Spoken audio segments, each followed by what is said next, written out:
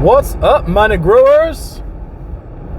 As you know, it's Jacob back here, talking to you guys today. This is definitely one of those ask the audience type videos, and one of those where it's more of a discussion, right? Discussion. You could say it's philosophical, whatever the case is. I'm doing this as I'm driving between Vegas and California. I'm in California right now, so I live in Las Vegas. If you guys didn't know. So you can tell I'm driving through the desert, got bugs all splattered on the windshield. I'm actually in Baker, California right now. So those of you that are in Vegas or SoCal and you've done this drive in between the two, you're probably familiar with this stretch of land. So a little over an hour outside of Las Vegas. Still a couple hours from like LA or Orange County, San Diego, all that kind of thing. So I want to talk about this as I'm driving. And about people who work hard and hard work and its impact on money. And why sometimes people who do the hardest work, and in this case I am speaking more to like physically demanding labor, why people do some of the hardest work, are still like lower income, working poor, or they're in a situation where they're just constantly broke. But the work they're doing, they're putting themselves through, sometimes very physically demanding. So we're talking people who work, and these jobs can be pretty well paying sometimes. So people who work in construction, people who are, say, mechanics, people who do any kind of landscaping, any kind of physical labor like that, moving, people who move furniture lots of times. People work in agriculture, farming. Heck, my family has been in agriculture. Oh, this semi-truck in front of me was swerving off the road for just a minute. I'm going to switch lanes. But even in agriculture, if you got enough, especially if you're the farmer, you got enough land, you got a big enough operation. There's farmers who are multi-millionaires. Lots of times you start off, you're working, if you're out picking oranges or doing, a lot of the tough physical labor out there with everyone else, it's not going to be super high paying. So I think the way to think of it is not necessarily just, the hard work you do, because that's what a lot of people think too also when they say, you're doing hard work, you're doing harder work working outdoors, right, in a field, working in construction, working as a roofer, or whatever the case is, and someone who's working in an office that works in finance, right, or in accounting, or in marketing, or whatever the case is.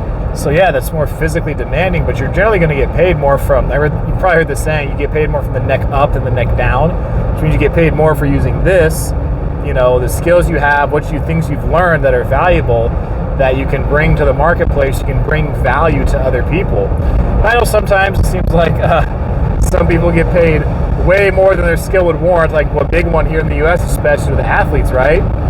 We have athletes who will pay millions and millions and millions of dollars to, because people really value the entertainment factor. They, they want to come and they want to watch a game, they want to watch a competition, versus a teacher who doesn't make that much money, right? So there's a debate. Depending on the teacher, right, the kind of teaching they're doing, situation dependent.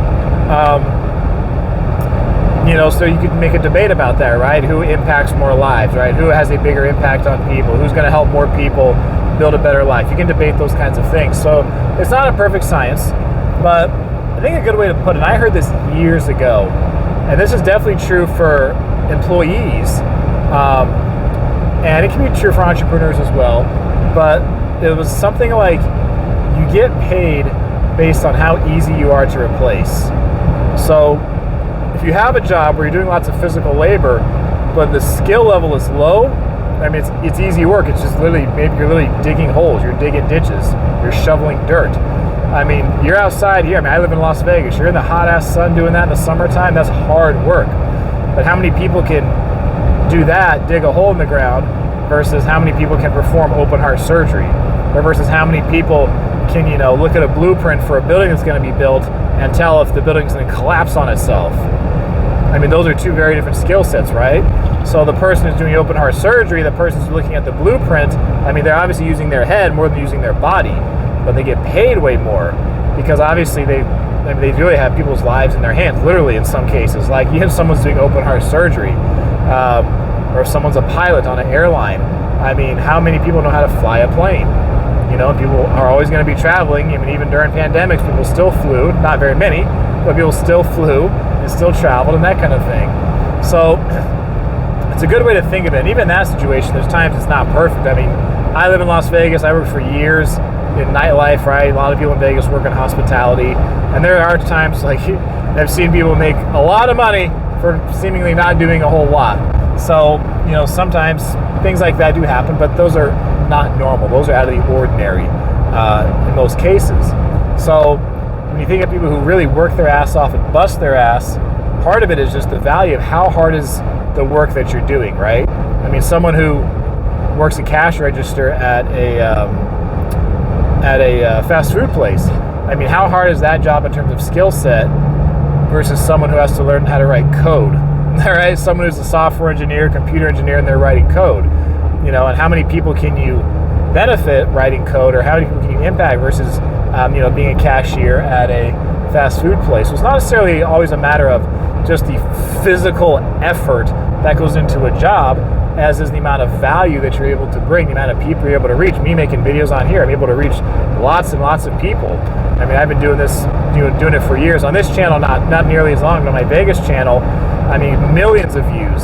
I've been able to reach people over the years and help them with moving to Vegas, living in Vegas, on their vacations, saving money, things to do, showing them cool places to go. You're able to reach a lot of people that way. And because I'm able to reach a lot of people, I was able to eventually make a full-time income from it. So, you know, a lot of it's not always just the fact of how hard you work, because no one really cares, right?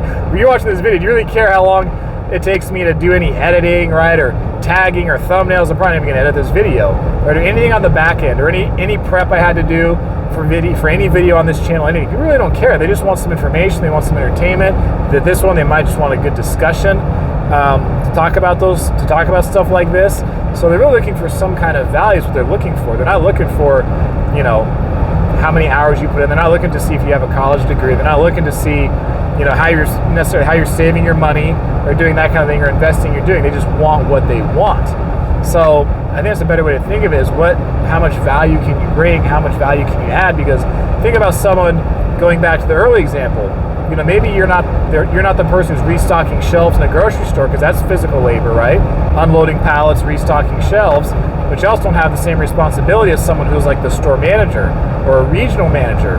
You know, if something bad happens in their store, that store manager is responsible for, you know, hundreds of employees. If someone slips and falls and wants to sue the place, that store manager is going to have to be making some phone calls to people above him, and he's going to probably have some questions to answer. So there's more responsibility, there's more and liability the higher you move up. So you could also argue there's basically a trade-off. I mean, you know, you could have less responsibility, and you're going to be doing work that's probably not, you know, may not be the most enjoyable, may not be the most fun. It's not going to require the most skill, but you're also probably not going to have that much responsibility. Where the higher you move up, the more responsibility you have.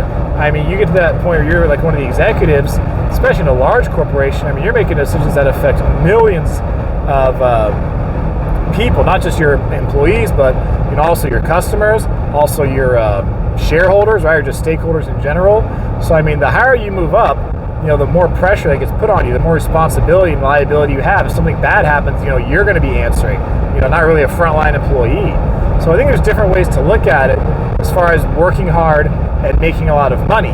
It's other aspects, like I said, I think the value that you bring, the amount of people you can reach, the amount of responsibility you're willing to take on, the amount of liability you're willing to take on, which also correlates with how much risk you're willing to take on in what you do and what you decide to do for an income.